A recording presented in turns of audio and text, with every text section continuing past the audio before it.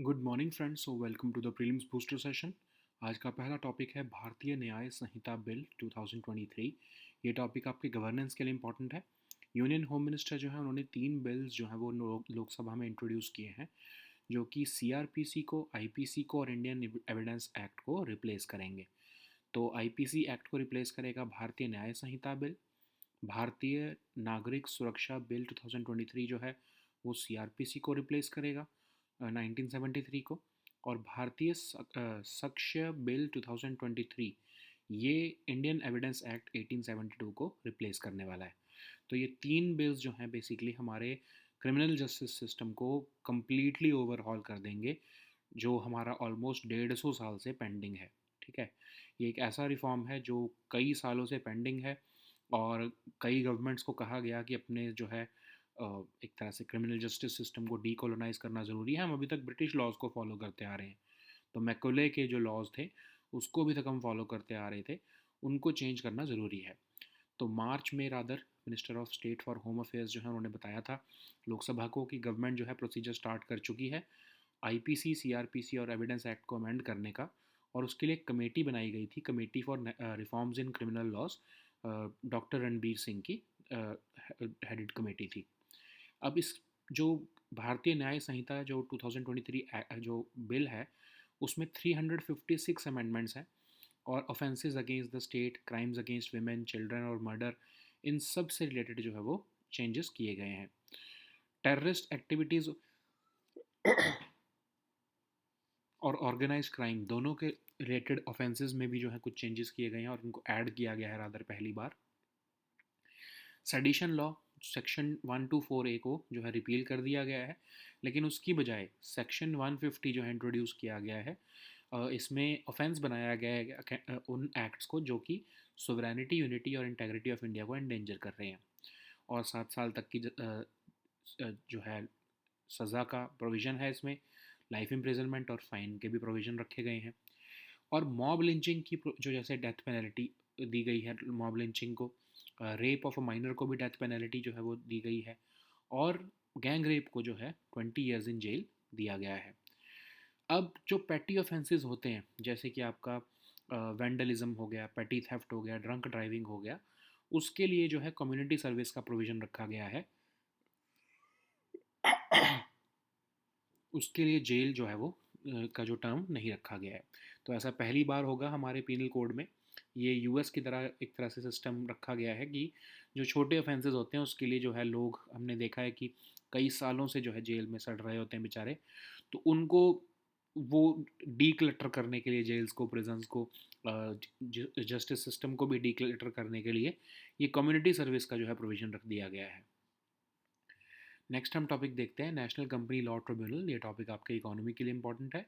National company law tribunal ने जी entertainment enterprises का merger culture max entertainment, जिसका Soni pictures नाम था पहले, वो अप्रूव कर दिया है और कंट्री का अब लार्जेस्ट मीडिया कंपनी जो है वो बन सकता है। ठीक है, तो national company law appellate tribunal का क्या काम होता है उसके बारे में देखते हैं। एक क्वाजी जुडिशल बॉडी है इंडिया में, और ये कंपनीज एक्ट 2013 के अंदर इसको बनाया गया है अपील्स सुनने के लिए, जो कि NCLT, national company law tribunal, जो ऑर्डर्स पास करता है। 2016 में इसको बनाया गया था, न्यू दिल्ली में इसका हेडक्वार्टर है। सेकंड हाईएस्ट फोरम है कंपनी लॉ केसेस सुनने का इंडिया में आफ्टर सुप्रीम कोर्ट। अब इसके फंक्शन ये हैं कि जो एनसीएलटी ने, नेशनल कंपनी लॉ ट्रिब्यूनल ने ऑर्डर्स पास किए हैं उसके अगेंस्ट जो अपील्स आ रही हैं उसको सुनना। कौन से मैटर्स से related? Insolvency, bankruptcy, merger acquisition, company law matters. और इसको एक चेयरपर्सन हेड करते हैं जो कि जुडिशियल और टेक्निकल मेंबर्स इसमें दोनों होते हैं। ठीक है, सेंट्रल गवर्नमेंट द्वारा अपॉइंटेड। अब नेशनल कंपनी लॉ ट्रिब्यूनल क्या है फिर? ये भी एक क्वाजी जुडिशियल अथॉरिटी होती है जो कि कॉरपोरेट डिस्प्यूट से डील कर रही है सिविल नेचर के अंडर कंपनीज एक्ट। एक जुडिशियल मेंबर इसको हेड करते हैं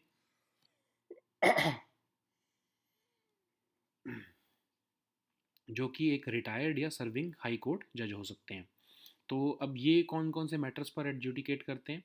कॉरपोरेट लॉ, इंसॉल्वेंसी और बैंक्रप्सी केसेस, या फिर इससे ही रिलेटेड केसेस। ठीक है, तो अ, इनका जो है इस अथॉरिटी के पास ये पावर होती है कि जो बीआईएफआर के केसेस हैं या even sick unit, sick industrial companies या sick industrial company special provisions act के भी जो केसेस हैं उसके रिलेटेड भी जो है ऑर्डर्स पास कर सकता है NCLT.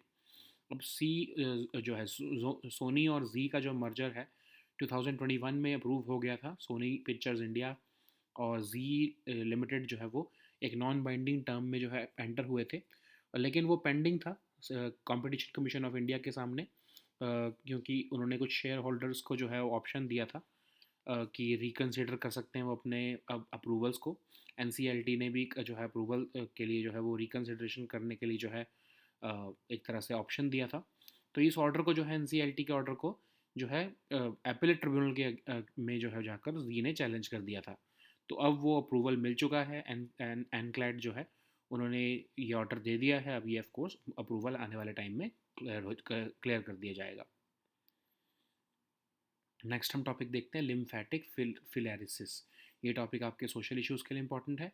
Union health and family welfare minister जो है उन्होंने कहा है कि इंडिया कमिटेड है लिम्फेटिक फिलेरिसिस को 2027 तक इरेडिकेट करने के लिए, और हम ग्लोबल टारगेट से 3 साल पहले ही जो है इसको ख़त्म करना चाहते हैं। तो लिम्फेटिक फ्लेरिसिस जो है हमारी एलिफेंटियासिस जिसको हम कहते हैं, एक नेग्लेक्टेड ट्रॉपिकल डिसीज़ है। अब इसमें होता क्या है कि इन्फेक्शन हो जाती है फिलेरियल पैरासाइट्स द्वारा, जो कि ह्यूमन बींग्स में मस्कीटोज़ द्वारा जो है वो ट्रांसमिट होते हैं। कॉज इसका यही है कि इन्फेक्शन होती है जो पैरासाइट्स के थ्रू, और जिनको हम नीमाटोड्स भी कहते हैं। और सबसे कॉमन जो है इसमें अ,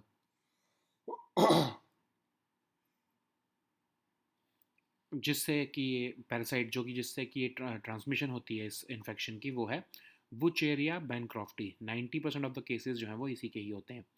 एडल्ट वॉर्म्स जो हैं वो लिम्फेटिक वेसल्स में हमारे रहते हैं, और जो है normal functioning of lymphatic system को जो है वो अफेक्ट करते हैं। मस्कीटोज जो है जनरली इन्फेक्टेड होस्ट से जो है ब्लड सक करके एक नॉर्मल या हेल्दी जो है पर्सन में ये ट्रांसमिट कर देते हैं, उससे भी ये बीमारी फैल जाती है। लगभग लोग हर 3 लोगों में से 2 लोग जो है उनको कोई सीवियर सिम्टम्स नहीं होते हैं, बट धीरे धीरे जो है इम्यून सिस्टम जो है वो वीक होने लगता है। अब इसका ट्रीटमेंट क्या है? इसकी इन्फेक्शन को रोकना ऑफ कोर्स है ना। अब प्रिवेंटिव कीमोथेरेपी स्ट्रेटजी जो है फॉलो की जाती है। एनुअल डोज ऑफ मेडिसिन भी दी जाती हैं जो भी पॉपुलेशन एट रिस्क है उनको, कि वो इससे बच सकें। तो WHO ने भी जो है एक रोड मैप रखा है 2030 तक इस बीमारियों को जो है खासकर नेग्लेक्टेड ट्रॉपिकल डिसीज़ को एलिमिनेट करने का, और ग्लोबल प्रोग्राम भी चल रहा है इस पे कि इसके जो है इन्फेक्शन की ट्रांसमिशन को मास ड्रग एडमिनिस्ट्रेशन के थ्रू जो है वो रोका जा सके। नेक्स्ट हम टॉपिक देखते हैं Indian web browser development challenge. ये टॉपिक आपके साइंस एंड टेक के लिए इंपॉर्टेंट है, इकोनॉमी के लिए भी इंपॉर्टेंट है। Ministry of electronic and information technology जो है उन्होंने भी recently Indian web browser development challenge जो है वो लॉन्च किया है।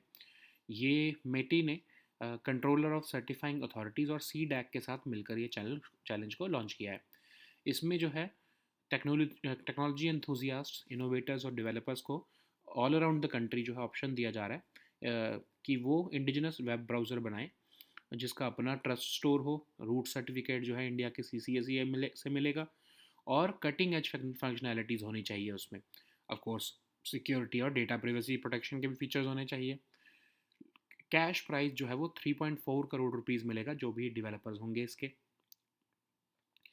Indian tech startups, MSMEs, companies, LLPs जिसमें कि 51% शेयर होल्डिंग कम से कम इंडियन सिटीजन्स की है या पर्सनस ऑफ इंडियन ओरिजिन की है, वो इसमें पार्टिसिपेट कर सकते हैं। और ये एप्लीकेंट जो भी बना रहा है इसको, वो उस सब्सिडरी कंपनी नहीं होनी चाहिए किसी भी फॉरेन कंपनी की। ठीक है। अब अगर हम डिज़ायरेबिलिटी देखें तो जो ये वेब ब्राउज़र है जो बनाया जाएगा वो कंपैटिबल होना चाहिए सारे प्लेटफॉर्म से। इसमें बिल्ट इन एक्सेसिबिलिटी सपोर्ट होना चाहिए, parental control, support for web 3, और support for all official Indian languages भी होना चाहिए। अब कंट्रोलर ऑफ सर्टिफाइंग अथॉरिटीज़ क्या है? तो ये इंफॉर्मेशन टेक्नोलॉजी एक्ट के अंदर बनाया गया है, CCA। ये डिजिटल सिग्नेचर सर्टिफिकेट्स इशू करता है for electronic authentication of users. CCA जो है वो national repository of digital certificates को भी मेंटेन करता है। इसका एम ये है कि ये ग्रोथ ऑफ कॉमर्स और गवर्नेंस जो है वो इंडिया में कर सके डिजिटल सिग्नेचर्स का यूज़ करते हुए। और कंट्रोलर ऑफ सर्टिफाइंग अथॉरिटीज़ जो है सेंट्रल गवर्नमेंट द्वारा अपॉइंट किया जाता है सेक्शन 17 ऑफ आईटी एक्ट के अंडर। नेक्स्ट हम टॉपिक देखते हैं तकाकिया। ये टॉपिक आपके एनवायरनमेंट के लिए इंपॉर्टेंट है। तो तकाकिया जो है वो मिलियंस ऑफ ईयर्स से जो है सर्वाइव कर रहा है, और लेकिन अब वो क्लाइमेट चेंज से जो है थ्रेटन हो चुका है। तो तकाकिया एक रेयर जीनस ऑफ मॉस है जो जिसने कि millions of years of life at high altitude जो है वो अडेप्ट कर लिए हैं। और ये एक मॉस या फिर ग्रीन एल्गे की तरह देखने को मिलता है, और जो है रॉक्स के ऊपर ही जनरली ये ग्रो करता है। अभी तो उसके सिर्फ दो ही स्पीशीज़ हैं, और जो दोनों स्पीशीज़ हैं वो तिब्बतन प्लेटू में ही देखने को मिलते हैं। ये frost, life threatening UV radiation, इन सब को सर्वाइव कर चुका है, लेकिन फिर भी जो है क्लाइमेट चेंज से जो है इसको सर्वाइव करने में थोड़ी दिक्कत आ रही है। अब ये मॉसेस से जो है 390 मिलियन ईयर्स अगो जो है वो सेपरेट हो चुका है। ठीक है। तो मॉस क्या होते हैं? Moss small non vascular spore bearing land plants होते हैं जो कि वर्ल्ड में हर जगह फैले हुए हैं एक्सेप्ट सॉल्ट वाटर में नहीं होते हैं। ठीक है। सॉइल इरोजन कंट्रोल में भी ये बहुत हेल्प करते हैं सरफेस कवर देकर। ठीक है। नेक्स्ट हम टॉपिक देखते हैं पुष्प कंट्रोल। ये टॉपिक आपके गवर्नेंस के लिए इंपॉर्टेंट है। रिसेंटली नेशनल पावर कमेटी जो है उन्होंने स्टेट्स को कहा है कि सजेशंस दिए जाएं कि कैसे हम बायर्स और सेलर्स को इंसेंटिवाइज करें सरप्लस पावर पोर्टल पुष्प का यूज़ करने के लिए। तो ये पुष्प पोर्टल को जो लॉन्च किया गया था कि जब पीक डिमांड सीज़न होता है, तो जब जो हायर प्राइस की जो इलेक्ट्रिसिटी को जो है जो कि 12 रुपये पर यूनिट जो है सर्टेन कैटेगरी ऑफ सेलर्स जो बेचते हैं, उसको जो है ट्रेड कैसे कर सकते हैं बायर्स और सेलर्स के बीच में। तो पावर डिस्ट्रीब्यूशन कंपनीज अपने पास जो उनके पास पावर सरप्लस या सरप्लस पावर उनके पास अवेलेबल होती हैं किसी भी ब्लॉक टाइमिंग पे या डे पे या मंथ में, वो पोर्टल पर जो है वो जाकर जो है वो लिस्ट कर सकती हैं। और डिस्कॉम्स जिनको खरीदनी है ये पावर, सरप्लस पावर, वो वहाँ पर जाकर जो है इस पोर्टल से परचेज़ कर सकती हैं। तो एक तरह से न्यू बायर जो है वो वेरिएबल चार्ज और फिक्स्ड कॉस्ट दोनों जो है वो रेगुलेटर द्वारा डिटर्मिन्ड वो को देकर जो है वो परचेज़ कर सकता है उस सरप्लस पावर को।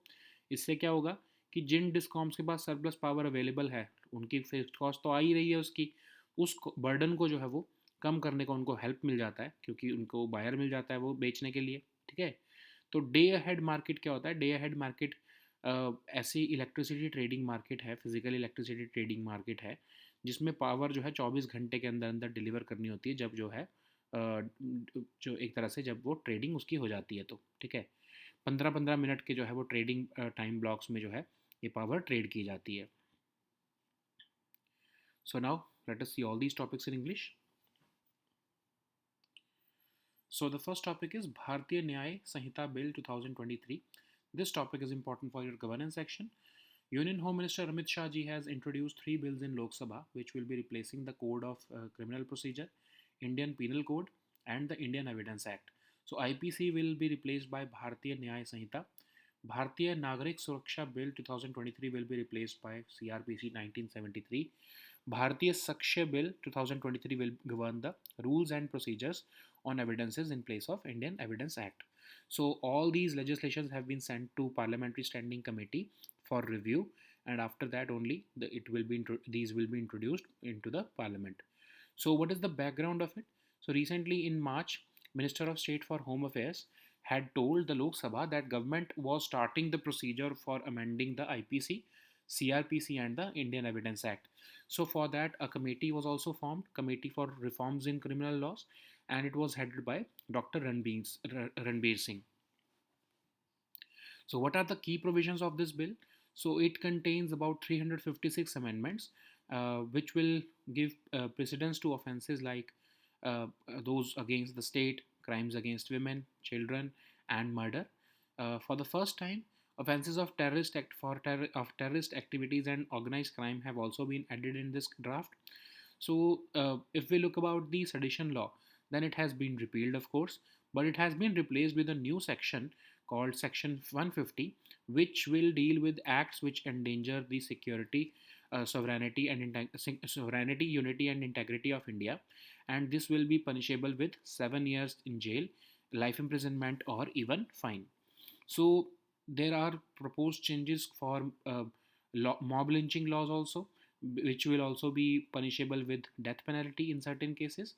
Then there are death penalty provisions for rape of a minor, and 20 years jail or life imprisonment for gang rape. In case of petty offenses like vandalism, petty theft, or drunk driving, to declutter the prisons, the Bharatiya Nyaya Sanhita bill has also called for community service as a punishment for such petty offenses. Okay. So the next topic is National Company Law Tribunal. This topic is important for your economy and governance topics both.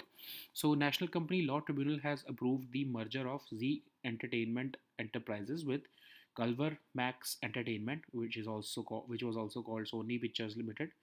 Uh, and this will create the country's largest media company as of now.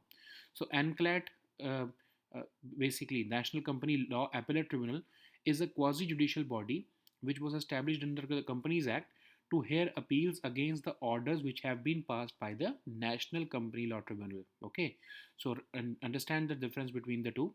There is just National Company Law Tribunal which passes the orders, and to appeal against those orders, National Company Law Appellate Tribunal is there. Okay, so it is the second highest forum for company law cases in India after Supreme Court, and it was established in 2016. So NCLAT is empowered to hear appeals against orders which have been passed by NCLT related to insolvency and bankruptcy, merger and acquisition, company law matters, etc. And it is headed by a chairperson which consists of judicial and technical members. So if we look at the National Company Law Tribunal, it's a quasi-judicial authority which has been incorporated for dealing with corporate disputes which are of civil nature, and it is headed by a judicial member who is supposed to be a retired or serving high court judge. So primary function of NCLT is to adjudicate on matters which are related to corporate law and even insolvency and bankruptcy cases. So uh, this NCLT also possesses the authority to dispose of cases related to BIFR and even the Sikh Industrial Companies Act of 1985. Okay, so you know that in 2021, Sony Pictures Network India and Z Limited entered into a non-binding term to bring together their linear networks, digital assets, production operations, etc. And this it was as per the arrangement, Sony will indirectly hold 50.86% of the combined company, and of course, founder of Z will hold around 4%, and the rest will be with the shareholders of the Z Limited company. But the issue got into uh, the trouble of Competition Commission of India's, and then NCLT had directed the NSC and BSE to reconsider their prior approvals, and NCLT order that was asking for reconsideration was challenged by Z Limited before the appellate tribunal, and now the decision has come. So the next topic is lymphatic filariasis. This topic is important for your social issues. So Union Health and Family Welfare Minister has said that India is committed to eradicating lymphatic filariasis by 2027, and we will be surpassing the global target by 3 years. So lymphatic filariasis is commonly known as elephantiasis, and it is a neglected tropical disease. So what happens is that it generally gets transmitted through parasites through which this gets transmitted through mosquitoes, and it is a parasitical infection, and it is caused by parasites called nematodes, and these are thread-like filarial worms. Majority of the cases occur due to Wucheria bancrofti, and adult worms nest in the lymphatic vessels, which disrupt the normal functioning of the lymphatic system. Mosquitoes are also infected with microfilariae by ingesting blood when biting an infected host, and about two in every three people do not get severe symptoms. But generally, what happens is inflammation, lymphedema, that is fluid buildup in the lymphatic system, hydrocele, which is swelling and fluid buildup in the scrotum, and even edema. So swelling and fluid buildup in arms, legs, breasts, and female genitals can also happen. So it can be stopped using the preventive chemotherapy strategy, and even administering an annual dose of medicines to the entire at risk population. So WHO has also WHO has a proposal to eradicate 20 neglected tropical diseases by 2030, and they have also launched this global program for to stop the transmission of infection by mass drug administration of antihelminetics. Okay. So the next topic is Indian Web Browser Development Challenge. This topic is important for our economy section. Ministry of Electronics and Information Technology has recently launched this Indian Web Browser Development Challenge, which is spearheaded by Ministry of course, Electronics and Information Technology in collaboration with Controller of Certifying Authorities and CDAC. Okay, so the challenge will be to inspire and empower technology enthusiasts to develop an indigenous web browser, which will have its own trust store, and it will be using a root certificate from India's CCA, that is the Controller of Certifying Authorities, and it will also offer cutting edge functionalities and enhanced security and data privacy features. Government has announced a cash prize of 3.4 crore rupees for the developers, and who would be eligible for it? Indian tech startups, MSMEs, companies, and LLPs which are registered in India. They should have at least 51% shareholding with Indian citizens or persons of Indian origin, and the applicant's entity should not be a subsidiary company of any foreign corporation. So, what are the desired features in that Indian web browser? So, it must be compatible with all platforms. It should offer built in accessibility support. It should come with parental control and web filter for child friendly browsing. It should have support for Web3, and it should also be having support for all the official languages of India. So, what is controller of certifying authorities? So, as per the IT Act, it provides for the CCA, and CCAs issue digital. Uh, I'm sorry, the certifying authorities issue the digital signature certificates for electronic authentication of users, and CCA is basically the repository, the national repository of these digital certificates. And the aim is to promote growth of e-commerce and e-governance in India, and the CCA is also appointed by the central government under the Section 17 of IT Act. So the next topic is Takakia. This topic is important for your environment section. Takakia has survived for millions of years, but now it is threatened by climate change. So basically, it's a rare genus of moss which has adapted over millions of years to life at high altitudes, and it looks like a layer of moss or green algae on the rock where it grows, and it has currently only two species left. Both of them are found in Tibetan Plateau. So it has the ability to survive frost, life-threatening UV radiation, and even other hazardous conditions. And it is said that it separated from other mosses about 390 million years ago. So what is moss? So basically, it's a non-vascular spore-bearing land plants, and it is distributed throughout the world except in salt water. They also aid in soil erosion control by providing surface cover. So the next topic is push portal. This topic is important for your governance section and also your economy section. Recently, National Power Committee has asked states to provide suggestions how incentives can be given to buyers and sellers on the surplus power portal called PUSH.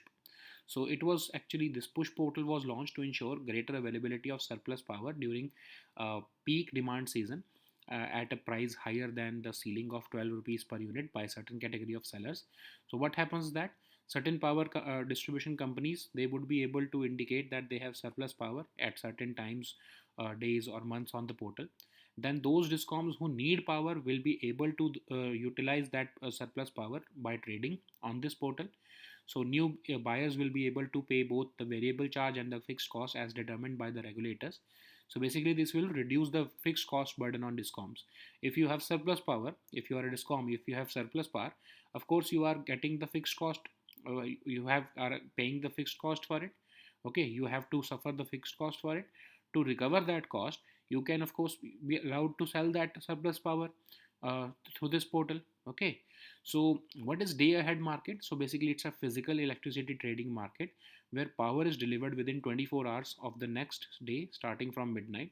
And on this market, uh, power is traded in every 15-minute time block. Okay, so these were our topics for today. We'll meet next time with new topics. Until then, goodbye and take care.